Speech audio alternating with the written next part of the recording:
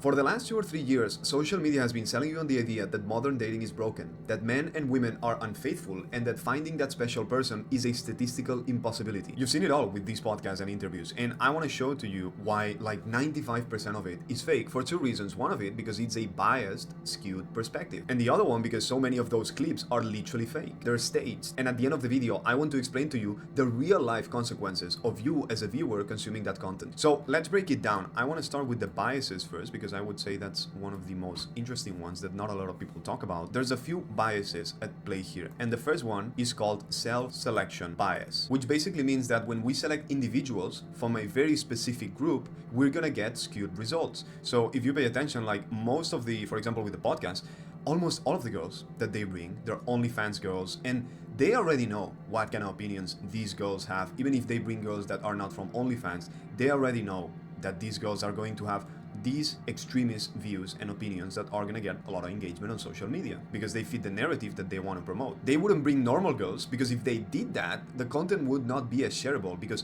content that is shared on social media, that fits the algorithm. That's something that the algorithms on all the platforms, especially TikTok, they reward it a lot. When it's not that you just see a TikTok multiple times and you get a lot of watch time, but you're also sending that TikTok to your friends so they can watch it too. But if it was just like a normal girl being like, no, yeah, I like my boyfriend, I've never cheated, I'm a really nice girl, we're married, we have 2 kids, who would share that? Yeah, it would still get some likes. Some people would be like, oh yeah, you see, it's nice, I still have faith in humanity, but it would not go viral in the way these clips go with these kind of girls and these sort of opinions. And the second bias that we have at play here, and this one I really like, it's very interesting. It's called the illusory truth effect. And this is basically the bias that's also at work when we consume propaganda. It is the tendency for humans to believe information, even if it's false, just by the fact that they've been exposed to it repeatedly.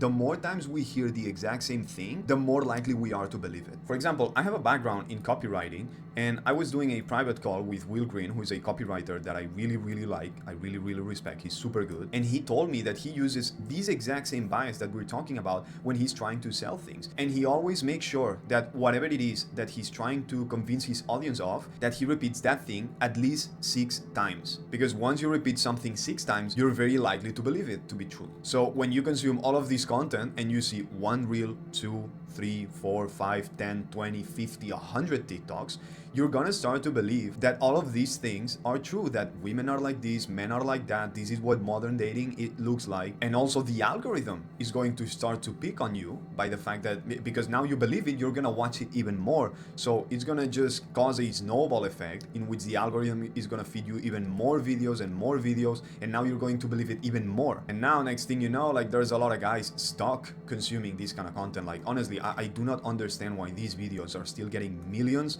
and hundreds of thousands of views, which you have to be very mindful of the reverse incentive that these creators have right here, because all of this money that they're making from all of these millions of views, what happens is that they now have an incentive to make it even more exaggerated. And this is something that happened back in the day with YouTube. I don't know if you were around YouTube like 10 years ago, because Vitali, if I remember correctly, he was doing these super viral prank videos. Like you can see 19 million views, 25, 14, 19. I think they're even, 48 million views. Gold digger prank, right? This era of YouTube.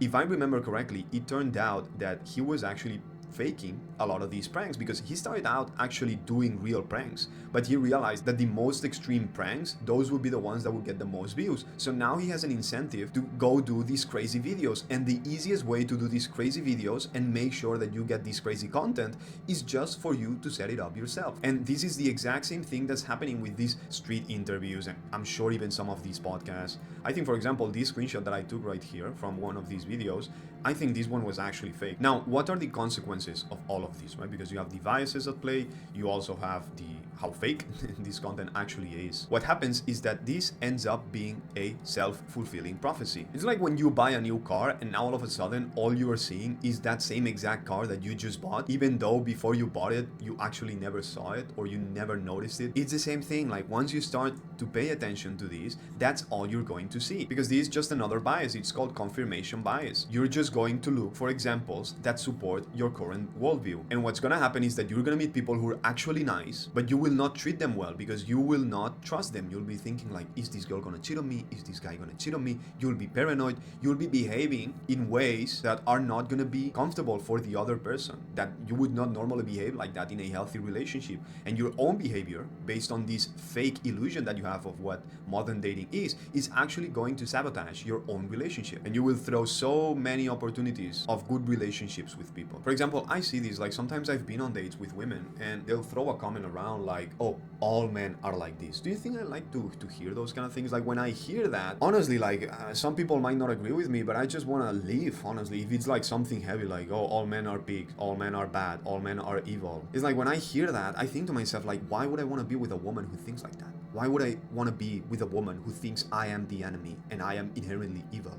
No, so when I hear those things, I'm actually like, okay, nice to meet you, bye-bye. I remember I had this friend who, for a while, she was obsessed with all of these things like, oh, men are rapists and men are this and that, and I stopped talking to her because that's all she was finding. Actually, she was finding the kind of men who are abusive and are bad because that's all she was looking for. You're gonna find what you're looking for. Luckily, after 1 or 2 years, she got out of that mindset and she came back to reality and she realized the mistake that she was making and how that perspective was actually having a real impact in her life, which is what I'm talking about. So stop consuming this crap. It's not good for your brain. It's going to change how you interact with the world, how you interact with other people. There's amazing men and women out there. You just have to go find them and become amazing yourself too. So anyways, that's it for this video. Please reach out to me on Instagram. I just want to start getting to know some of you. So just send me a random DM with just a question or a hello or whatever you want to say. Subscribe to the channel if you haven't already. Leave me a like, leave me a comment, and that's it. And hopefully I will see you on the next video. Take care.